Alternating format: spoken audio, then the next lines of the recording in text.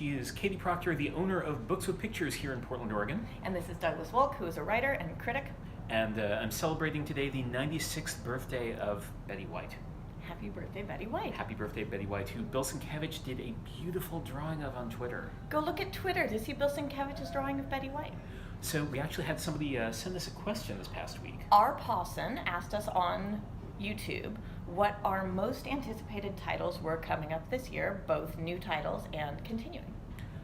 So my most anticipated new title this year is probably going to be Ludocrats, which is the thing that Kieran Gillen has been promising for ages and seems to finally be coming out. He sent out his newsletter today and there were some images from it and like, okay, this may actually be a thing. I'm super psyched about it.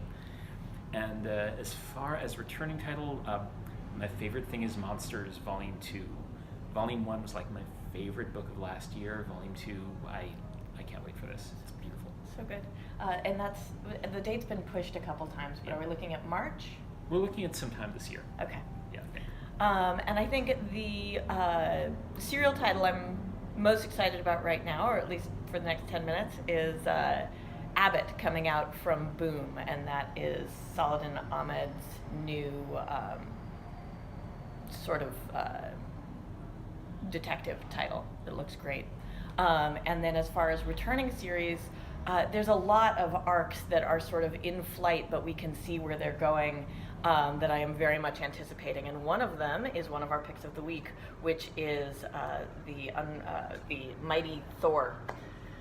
The Death of the Mighty Thor, is the end of this big Thor story that has been running, 4 years now of Thor? More than that, it's like 5 years. 5 years of Thor. And it is all coming to a head in this week's Mighty Thor number 703, which we picked because it is great. He's great. Has all of our super friends in it, but in particular has the entire confederacy of people who know who Thor is gathering together to give an intervention against her killing herself. And it's very much turning into the myth setup, the fairy tale setup. You can only turn into Thor one more time and you're going to die. It's been coming down the track for a while. It's really coming soon.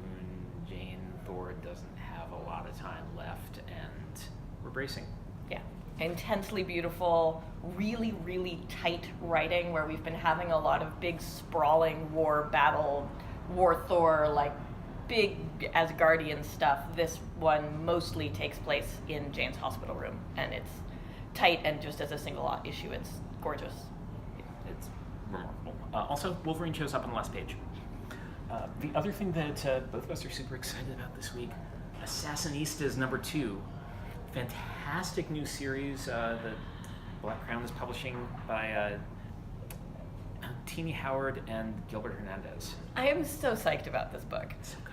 So this book, pull quotes are not usually a thing that comic books do in the same way that book market books do, but this single issue has 2 pull quotes on it. I'm going to read them both to you because they're great. The one on the front is from Jeremy Whitley of Princeless and the Unstoppable Wasp, and he here calls it a work of pure comic perfection. It reads like Unforgiven for Charlie's Angels, which is a solid pitch. Yeah.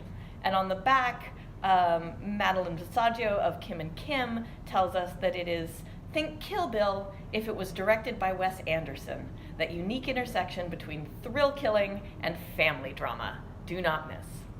It's super interesting. So what's the basic premise of Assassinistas? The basic premise of the book, as is laid out for us in number 1, which is sold out all over the place, so I really hope that you either picked one up or can find one.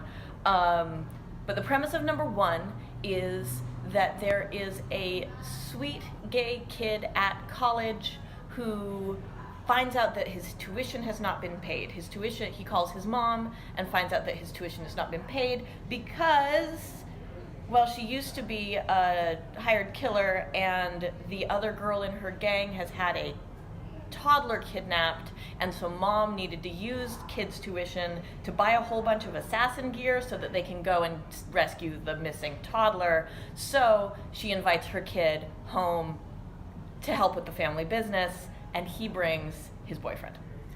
And it's drawn by Gilbert Hernandez of Love and Rockets fame, who he's like nobody else. He's phenomenal, and he's so good at drawing expressions and people and faces and people at different ages, because we get to see a couple of these characters at different points in time, and people and their kids who look like they're related to both their parents, and it's just absolutely, it's gorgeous. And just the facial expressions throughout are dynamic and funny.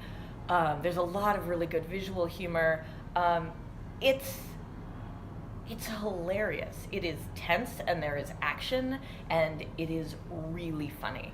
So, yeah, just huge recommend for this book. I'm so excited about it. 200% delightful. It's great stuff. If you have any more questions for us, please leave them in the comments. We'd love to hear what you'd like to know, and we'll see you soon. Cheers.